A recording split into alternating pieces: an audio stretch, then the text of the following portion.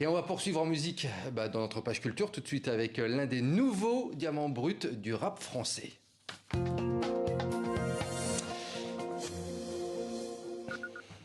Elle s'appelle Juste Chani, elle vient de sortir son deuxième EP qui s'appelle Diamant Noir. Le temps qu'elle nous rejoigne en plateau, on écoute Brillance, un extrait de cette EP. Parle sur moi, c'est chaud comment je suis leur idole. Rassure-toi, je suis pas méchante, je suis juste mignonne. Je suis sous l'eau, là, faut que je m'isole, au par season. Dans mes rêves, je suis saucissonnée par season.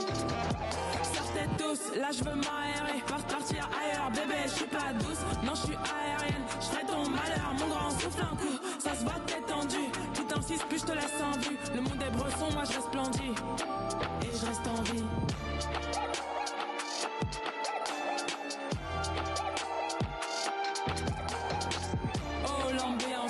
Mon prénom c'est Brillance. Et bonsoir Juste Chani. Bonsoir. Vous êtes l'une des nouvelles voix de la scène rap francophone, je le disais, et vous êtes en pleine tournée actuellement. Donc merci de nous rendre visite sur le plateau du 64 minutes. Avec plaisir. Alors Juste Chani, vous n'avez pas toujours baigné dans l'univers du rap. Avant, vous étiez dans le marketing. Tout à fait. Donc là, vous êtes lancé dans une nouvelle passion, c'est ça?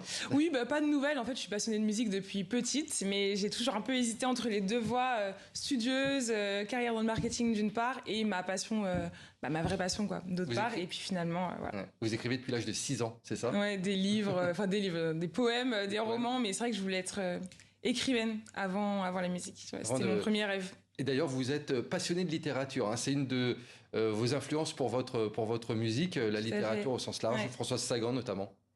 Oui, François Sagan, Martin Eden de Jack London, qui est un des romans qui m'a le plus marqué, Marguerite Duras, tout un tas d'auteurs effectivement qui m'accompagnent au quotidien.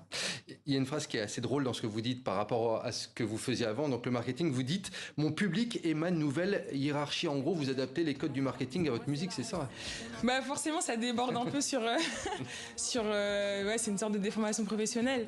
Mais en tout cas, c'est un plaisir de se dire que maintenant, ce que je fais, à qui je dois rendre des comptes, finalement, c'est au public, c'est aux gens qui m'écoutent, et tout est lié à cette passion, quoi.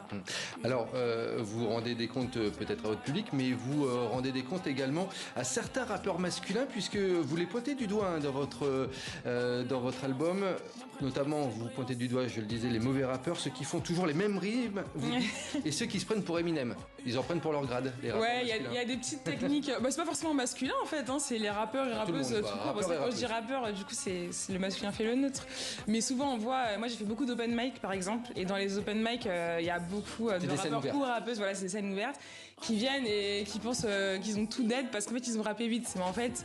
Je démonte un petit peu cette petite technique en disant mais rapper vite, c'est pas rapper bien. La vitesse ne fait pas le talent. Exactement. Dans vos chansons, vous vous adressez énormément aux autres femmes de votre génération et vous dites notamment il faut fuir les dictates imposés par la société. Ça, c'est un message qui revient régulièrement, notamment sur le style, sur le look. Vous dites soyez vous-même. Ouais, bien sûr. Les femmes, forcément, on souffre de beaucoup de dictates imposés sur notre apparence physique, sur les critères de beauté.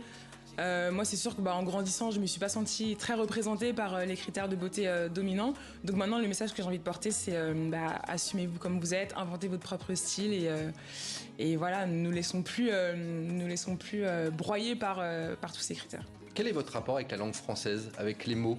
Comment vous aimez jouer avec cette langue?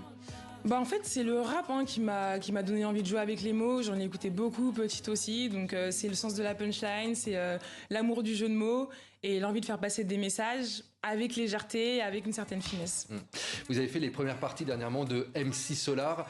Qu'est-ce que ça vous a fait de vous retrouver sur scène avec ce monument du rap français et pourquoi avoir choisi et avoir accepté de faire les premières parties de MC Solar? Merci à lui déjà d'avoir accepté ma présence et non, pour moi ça a été un honneur. C'est un rappeur que j'écoutais vraiment toute petite. Je me souviens que nos parents nous mettaient ses albums à la maison.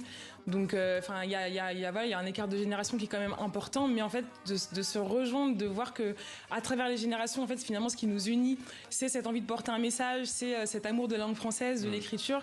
C'était super beau et de voir que je parlais aussi à son public. C'est un super beau message en fait. Et vous avez été adoubé également par Booba sur les réseaux sociaux. Ouais, décidément. Pas n'importe quoi. Il nous reste 20 secondes. Je voulais vous lire un commentaire sur une de vos dernières vidéos. L'un de vos fans dit: on a devant nous celle qui remplira le Stade de France dans quelques temps. En un mot, ça doit vous faire plaisir quand vous Ouais, lisez ça fait super plaisir. Je croise les doigts et c'est vraiment le but. Donc il a la vision. Et d'ailleurs, vous êtes en tournée actuellement en France, en Suisse, en Belgique. Il y a énormément de dates jusqu'à la fin de l'année. Yes. Il faut venir vous voir en concert. Merci beaucoup, Juste Chani, d'avoir été notre invité. Et bien entendu, on suivra la suite de votre carrière. Merci beaucoup. Merci.